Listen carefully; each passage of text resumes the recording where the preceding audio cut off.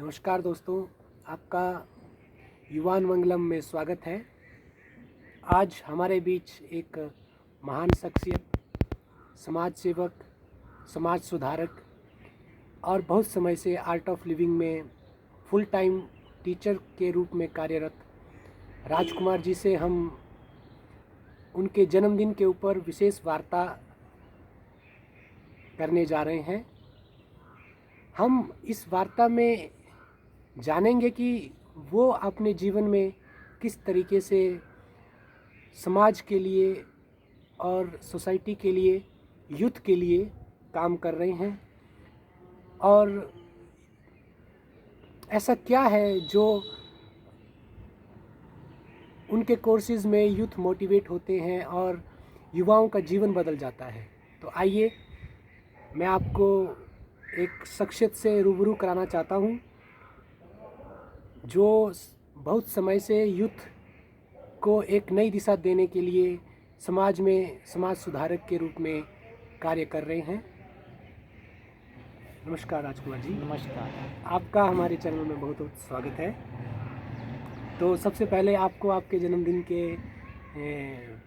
इस दिवस पर हमारी तरफ से हार्दिक शुभकामनाएं। धन्यवाद आप। हमने आपके बारे में काफ़ी चर्चा सुनी है और हम भी काफ़ी समय से आर्ट ऑफ लिविंग की एक्टिविटीज़ में इन्वॉल्व हैं, तो हमने काफ़ी समय से आपके बारे में बहुत सारी जो आप भी सेवा के काम में लगे हुए हैं, यूथ को एक नई दिशा दे रहे हैं। हमें बहुत खुशी होती है जब हम आपसे मिलते हैं और हमें सच में एक इंस्पिरेशन मिलती है और हमें भी समाज में कुछ अच्छा करने के लिए, यूथ को मोटिवेट करने के लिए प्रेरणा मिलती है। तो सबसे पहले मैं आपसे अनुरोध करूंगा कि आप अपने बारे में कुछ हमें बताएं कि आपको ऐसा क्या अनुभूति हुई कि आपने सोचा कि मैं अपना जीवन समाज सेवा में लगाऊंगा। तो मेरे को तो बचपन से ही मतलब समाज की सेवा कुछ ऐसा कुछ करना चाहता था मैं बचपन से ही कि समाज में बहुत सारे लोगों की मैं सेवा कर सकूं, क्योंकि मैं ऐसे गांव से हूं जहां गरीबी बहुत है। तो मेरे घर में एक अच्छा माहौल था कि मेरे घर में सब एम्प्लॉइज़ थे, तो और जो बच्चे थे मेरे साथ स्कूल जाते, मुझे ऐसा लगता था कि इनके लिए मैं क्या कर सकता हूँ। तो मैं अपने मन में सोचता था कि जो भी मुख्यमंत्री है वो इन बच्चों के हालात क्यों नहीं देख रहा है। फिर उससे मेरे मन में ये प्रेरणा आई। फिर धीरे धीरे मैं कई संस्थाओं के साथ कुछ लोग मिलते रहे, उनके साथ भी जुड़ा। एक टाइम 99 में 2 साल तक मैं आरएसएस में रहा, तो उनके साथ भी मैंने कुछ सेवाएं की। तो फिर भी मुझे लगता था कि मेरा आध्यात्मिक शक्ति मेरी इंक्रीज़ बढ़ नहीं रही है। तो फिर मुझे मौका मिला 2005 में आर्ट ऑफ लिविंग का प्रोग्राम करने का। तो उसके बाद मैंने देखा कि मेरे जीवन में बहुत बदलाव आया है। इससे मुझे ऐसा लगा कि यूथ के ऊपर इसका बहुत प्रभाव हो सकता है। तो उन दिनों तो इतना हमारा वर्चस्व नहीं था या इतना हम लोग हमें नहीं जानते थे। तो धीरे धीरे हमने अपने नियमावली जो उन्होंने सिखाया उस पर अपने ऊपर उतारा। तो ये मेरा अनुभव है। तो मैं ये जानना चाहता हूँ कि जैसे आपके बहुत सारे यूथ के प्रोग्राम्स होते हैं और मैंने बहुत सारे ऐसे यूथ को देखा है जो आपके प्रोग्राम्स में आते हैं और एकाएक मतलब 8 दिन लगा के वो ऐसा अनुभव करते हैं कि मैंने काफ़ी सारे यूथ के अनुभव सुने जो आपके प्रोग्राम अटेंड करते हैं और लास्ट दिन उनके चेहरे पे एक अलग सा ही ग्लो होता है और वो बोलते हैं कि हमारी ज़िंदगी बदल गई। तो ऐसा आप उनको क्या सिखाते हैं कि 8 दिन में वो बोलते हैं कि भाई हमारी ज़िंदगी बदल गई? मैं आपसे ये जानना चाहता हूँ क्योंकि मुझे भी ये समझ में आज तक नहीं आया कि भाई 8 दिन में, चलो मैंने भी प्रोग्राम अटेंड किए, मैंने भी काफ़ी कुछ सीखा, बट और सच में ये बहुत अद्भुत है जो भी प्रोग्राम में होता है। बट मैं आपसे जानना चाहता हूँ कि आपको क्या लगता है कि ऐसा क्या जो यूथ है उनके मन में ऐसा बदलाव आता है जिससे वो ये सब बातें आखिरी दिन बोलने लगते हैं? हम तो ऐसा कुछ नहीं कराते, लेकिन हमें उन्हें अपने से ही मिला देते हैं। बोलते हैं जब हम अपने आप से ही मिल जाएंगे तो ये सारी समस्याएं जो दिखती है ये बड़ी धीरे धीरे मतलब ख़त्म ही हो जाती है, ऐसा मुझे लगता है। तो प्रोग्राम को एक डिज़ाइन प्रोग्राम है जो श्री श्री रविशंकर जी के द्वारा यूथ लीडरशिप ट्रेनिंग प्रोग्राम जो बनाया गया है वो यूथ के लिए ही है। उसमें जो भी एक्टिविटीज़ है यूथ से रिलेटेड है। यूथ में बहुत सारी प्रॉब्लम्स हैं, जैसे नशे से लेकर कुछ भी अप्स एंड डाउन आ जाए तो घबरा जाते हैं, है ना, विचलित हो जाते हैं। थोड़ा सा ब्रेकअप हो जाए कुछ हो तो उनको लगता है कि बस मतलब सुसाइड ही करना सबसे उचित है, इसका कोई दूसरा सॉल्यूशन है नहीं। तो जब वो प्रोग्राम में आते हैं, इन सब चीज़ों के बारे में उन्हें क्लियरिटी होती है उनके जीवन में, उनको लगता है कि नहीं ये सही चीज़ है। तो उसमें जो कोर्स में जो मेन चीज़ है सुदर्शन क्रिया, उससे वही जो मैंने पहली लाइन बोली, वो अपने आप को जान जाते हैं। तो अपने आप को जब कोई भी व्यक्ति जान जाए तो कुछ बड़ा कर सकता है समाज के लिए, समाज में भी कर सकता है, यानी अपने लिए भी कर सकता है, परिवार के लिए भी कर सकता है। तो ये बहुत ही एक उसमें बहुत बड़ी उपलब्धि है। तो आपके कहने का मतलब है कि 8 दिन में आप उसको ये अनुभव करा देते हो कि वो खुद को जान पाता है। यस। तो जैसा हम आज की डेट में समाज में देख रहे हैं, काफ़ी सारे यूथ में बहुत सारी प्रॉब्लम्स होती हैं। आजकल जिस तरीके का सोशल माहौल हो गया है, जैसे सोसाइटी में जो भी जिस तरीके से आजकल जो हमारी दिनचर्या में बदलाव आया है, बाकी चीज़ों में बदलाव आया है, तो फ्रस्ट्रेशन, एंग्जाइटी नेचुरली मतलब बहुत सारी ऐसी चीज़ें हो गई हैं कि आजकल जो कोई भी व्यक्ति है वो अपने आप में एक अकेलापन महसूस करता है, उसको तनाव रहता है, एंग्जाइटी हो जाती है, एकदम से गुस्सा आ जाता है। तो मैंने बहुत सारे लोगों को ऐसे सुना प्रोग्राम करने के बाद कि वो बोलते हैं कि अब मैं अपने गुस्से को कंट्रोल कर पा रहा हूँ और मेरे को खुशी का अनुभव हो रहा है। तो आप क्या इसके बारे में कुछ बताना चाहेंगे कि ऐसा क्या हो जाता है कि या ऐसा मतलब उस यूथ में ऐसा क्या बदलाव आ जाता है कि वो इन सब चीज़ों से अपने मन की जो प्रवृत्तियाँ और वृत्तियाँ होती हैं उनसे अच्छे से डील कर पाता है? ये तो देखो, जब हम कोई भी चीज़ करते हैं, चाहे हम पढ़ाई कर रहे हैं चाहे कुछ भी कर रहे हैं, वो भी एक हमारी लाइफ का हिस्सा है। वैसे ही जो हम योग, उसमें योग और मेडिटेशन जो हम कराते हैं, सुदर्शन क्रिया तो मैंने आपको पहले भी बोला, तो जो ध्यान है मेडिटेशन जो है उससे जो है हम क्लियरिटी आती हमारे जीवन में कि मुझे क्या करना चाहिए क्या नहीं करना चाहिए। ऐसे भी हमें पता होता है लेकिन हम करते रहते हैं उल्टा सीधा, तो फिर हमें समझ नहीं आती कि अब अच्छा क्या हो रहा है गलत क्या हो रहा है जीवन में। तो जब हम उस चीज़ पे आ जाते हैं कि सही क्या है, उसको बोलते विवेक। जब हमारा विवेक ही जागृत हो जाएगा तो ये चीज़ें सब अपने आप से सही हो जाएगी। अच्छा, आप बार बार एक शब्द का जिक्र कर रहे हैं, सुदर्शन क्रिया। क्या आप इसके बारे में हमें बता सकते हैं कि वो सुदर्शन क्रिया क्या होती है और इसको अगर किसी को सीखना है तो वो कैसे सीख सकता है? सुदर्शन क्रिया एक टेक्निक है, ब्रीदिंग टेक्निक है, और ये सांसों की क्रिया है। तो ऐसे भी लोग हमने सुने हैं कि कई डाउनलोड कर लेते हैं, कुछ कर लेते सीखते हैं, लेकिन कहते हैं ग्रेस के बगैर वो काम नहीं करती। तो जो भी कराएं, जो भी कराएं उसको अनुभव हो उस चीज़ का और उसके बारे में जाने। तो श्री रविशंकर जी को खुद घटित हुई थी सुदर्शन क्रिया, तो इसलिए वो कराते हैं, उनको उस चीज़ का अनुभव है और उन्होंने हमें सिखाया तो हमें भी उस चीज़ का अनुभव हुआ। तो एक ग्रेस साथ में काम करती है, तो उसका बहुत फ़र्क आता है जीवन में। तो जैसे हमारी बोलते हैं, देखो जैसे क्रोध आता है, जैसे आपने बोला क्रोध को कैसे आप कंट्रोल करते हैं, क्रोध करने से ही हमारी सांसों के लिए बदल जाती है। जब हम बीमार होते हैं तो हमारी सांसों के लिए बिल्कुल डिफरेंट होती है, और जब हम बिल्कुल स्वस्थ, जैसे हम आपसे बात कर रहे हैं, तो इस टाइम हमारी सांसों के लिए बिल्कुल शांत है, तो हम आराम से बात कर पा रहे हैं। तो इन जब वो लय का अप डाउन होना, सांसों की गति का ऊपर नीचे होना, ये हमारे जीवन में बहुत बड़ा एक फ़र्क लाता है।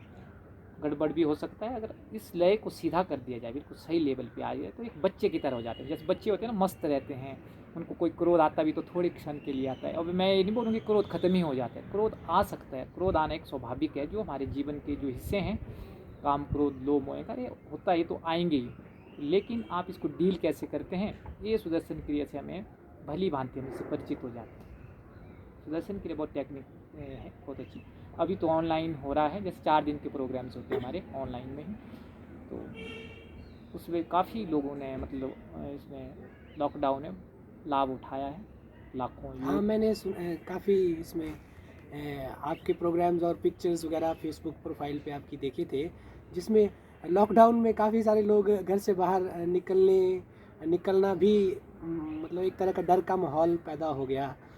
तो आपने उस लॉकडाउन में भी इतने सारे प्रोग्राम्स करवाए, ये अपने आप में एक आश्चर्यजनक बात है, जिसके लिए मैं आपको आप बधाई के पात्र हैं। हाँ, मैं ही नहीं, मेरी तरह और भी हज़ारों प्रशिक्षक हैं हमारे अच्छा, जो हाँ जी, पूरे भारतवर्ष में। तो हम भी उसका एक हिस्सा हैं। अब एक इतनी बड़ी संस्था है तो हिस्सा है, तो सब लोग काम करते हैं, तो समाज में सुधार के लिए कर रहे हैं सब लोग। ऐसा था उस टाइम, ऐसा लग रहा था उस वक्त कि सब लोग डिप्रेशन में हैं, सब तनाव में हैं, बहुत ज़्यादा तनाव आ रहा है। तो अगर कुछ एक्टिविटी करें तो मन प्रसन्न हो जाता है।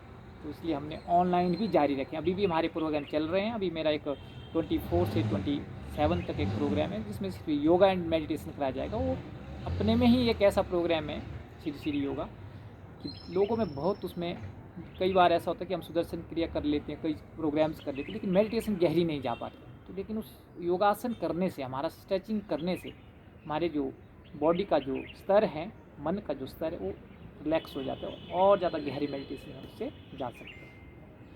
मैं अपने दर्शकों को आज ये बताना चाहता हूँ कि वैसे तो आर्ट ऑफ लिविंग और श्री श्री रविशंकर जी को किसी परिचय की आवश्यकता नहीं है। आज की डेट में आर्ट ऑफ लिविंग अपने आप में इतनी बड़ी ऑर्गेनाइजेशन हो गई है कि लगभग दुनिया का हर एक व्यक्ति उससे रूबरू है, जानता है।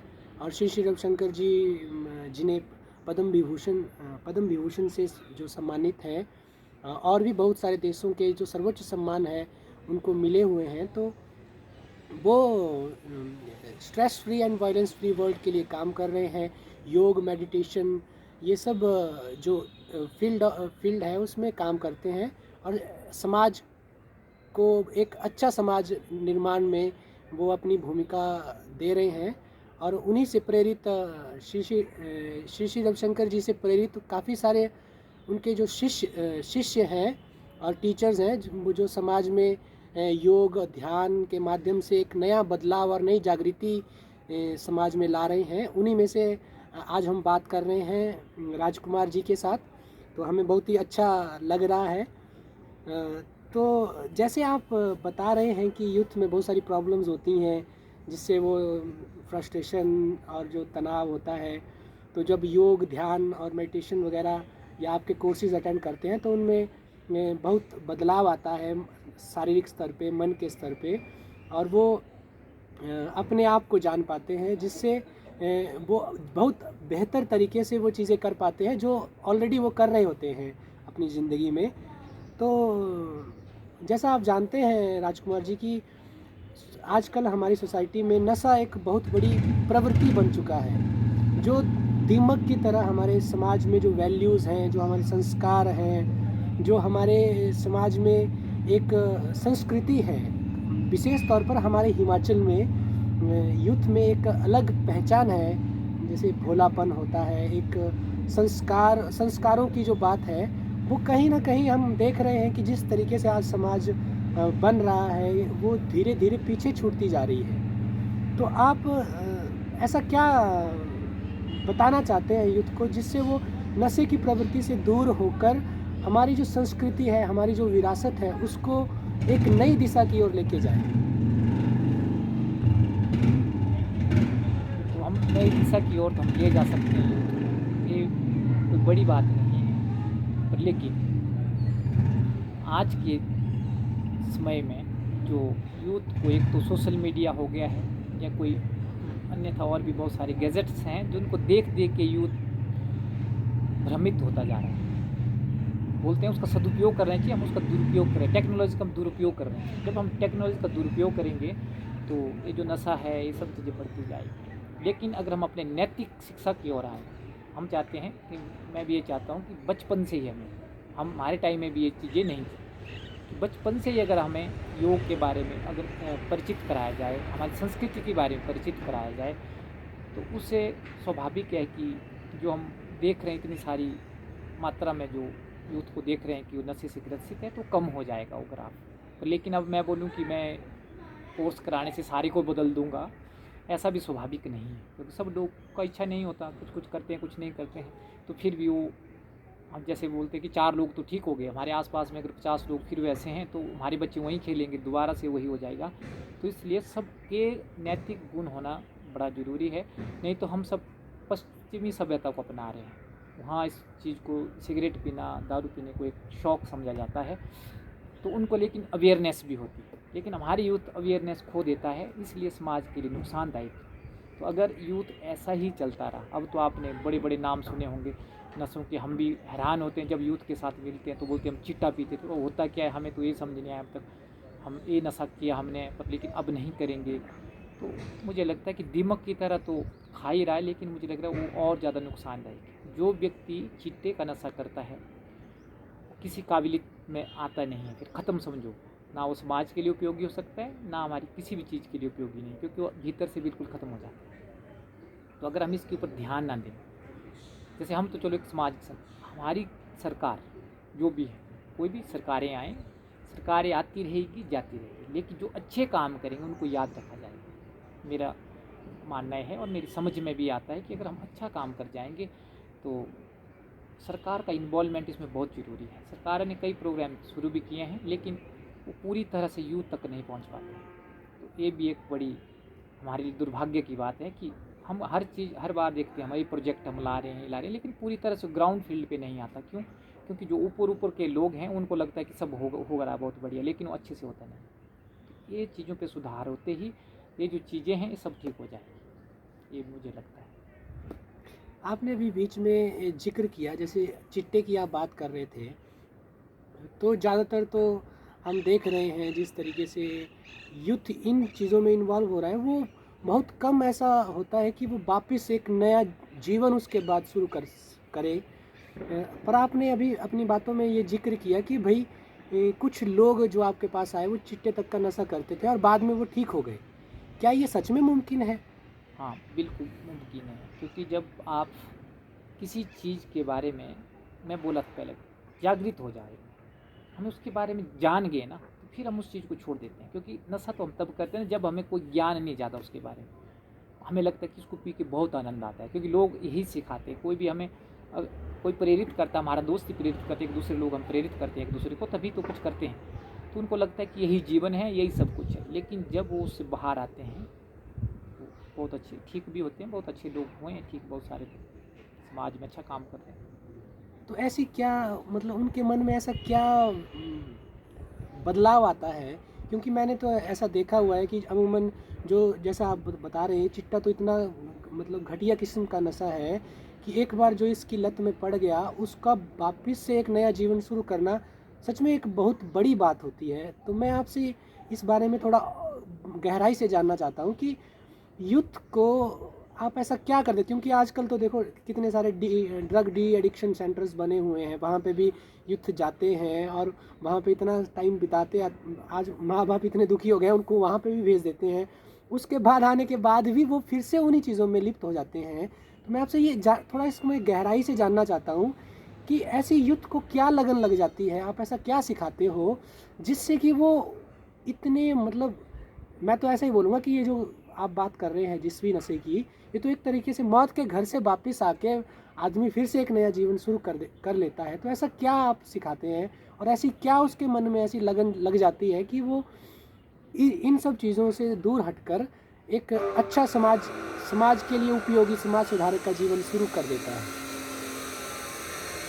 आप मुस्कुरा रहे हैं, मैं थोड़ा आपसे चाहूँगा कि आप इस चीज़ को ज़्यादा अच्छे से इलेबोरेट करें।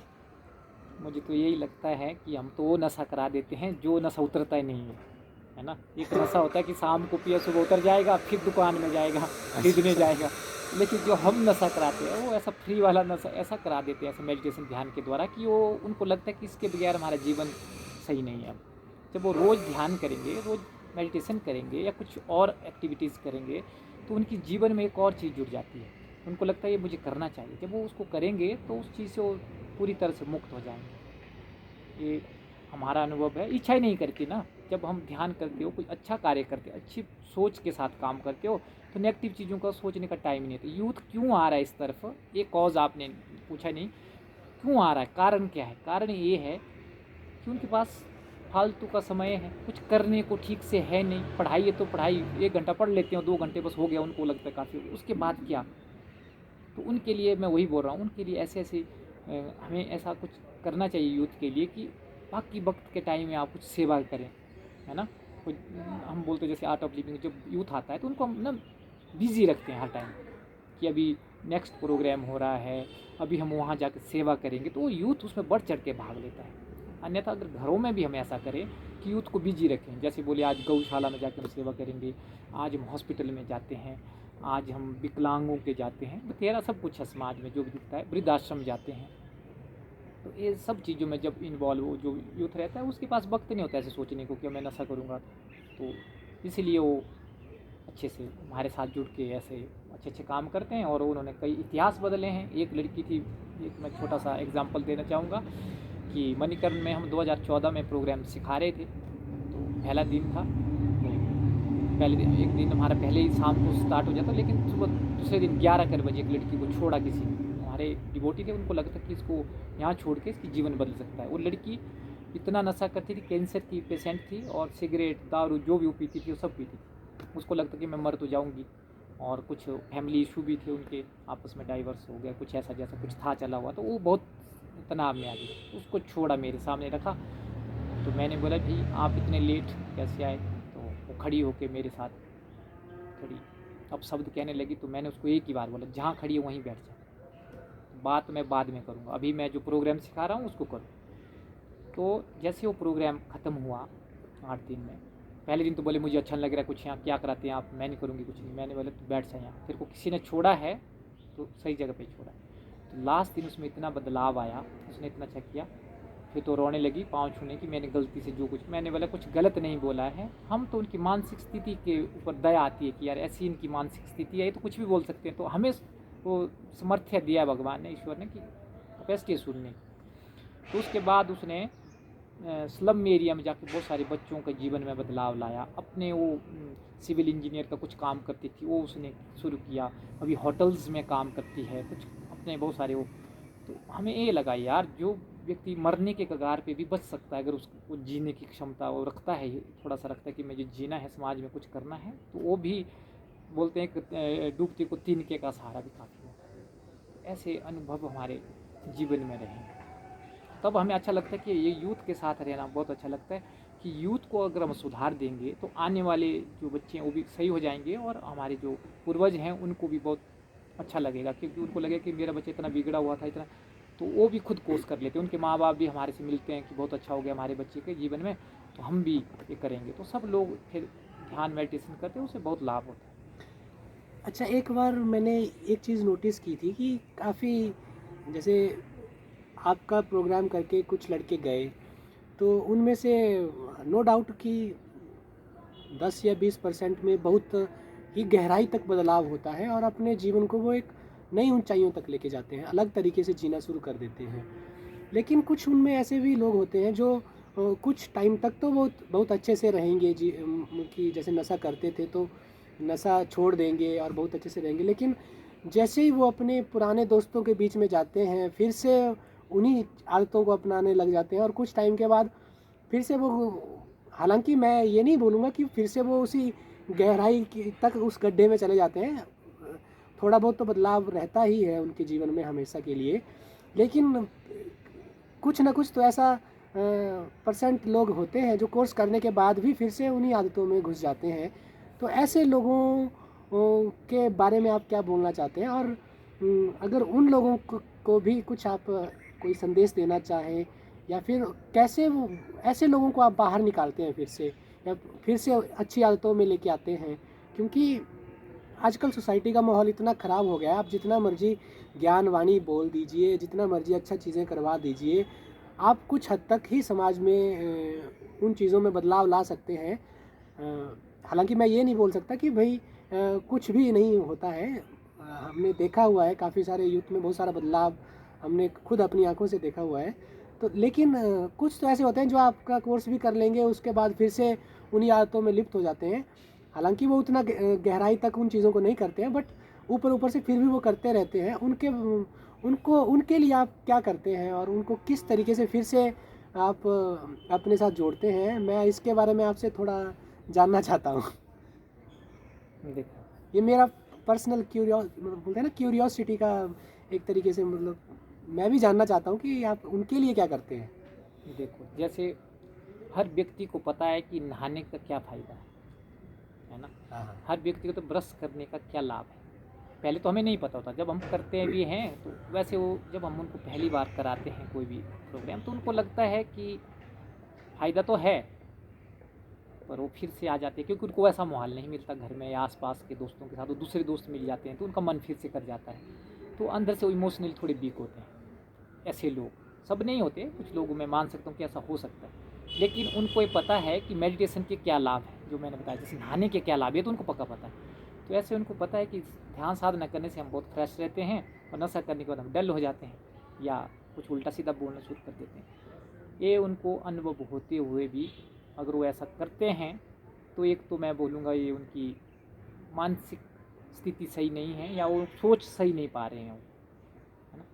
लेकिन वो कुछ सालों के बाद, मेरा ये अनुभव है कि चलो 1-2 साल 5 साल उन्हें बेस तो कर ही लेते, कई जिनको ज्ञान नहीं होता है तो थोड़ा हो जाता है उनको, टच तो उनको मिल जाता है कि भाई नहीं ये रास्ता सही है। लेकिन उसके बाद भी अगर वो गलत कर रहे हैं, कुछ कर रहे हैं, तो मैं बोलता हूँ ये उनका अपना निजी मामला है, पहला बोल सकते हैं निजी मामला है। दूसरा, फिर कुछ सालों के बाद वो आते ही हैं, उनको लगता है कि अब सुधार का कोई रास्ता बाकी बचा नहीं है, तो फिर वो हमारे पास आते हैं। फिर बोलते हैं कि सर गुरुजी हमने 5 साल पहले कोर्स किया था, लेकिन हमने फिर से वही, अब मैं दोबारा आज के बाद मैं दोबारा नहीं करूँगा। तो ऐसे ऐसे अनुभव हुए।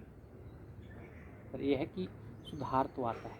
बोलते हैं एक ऐसा है ना, खेतों में हम बीज बोते हैं, तो सारे बीज निकल जाएं ऐसा भी स्वाभाविक नहीं है। अगर सारे बीज निकल जाए तो सारे ही फल दें, ये भी स्वाभाविक नहीं है।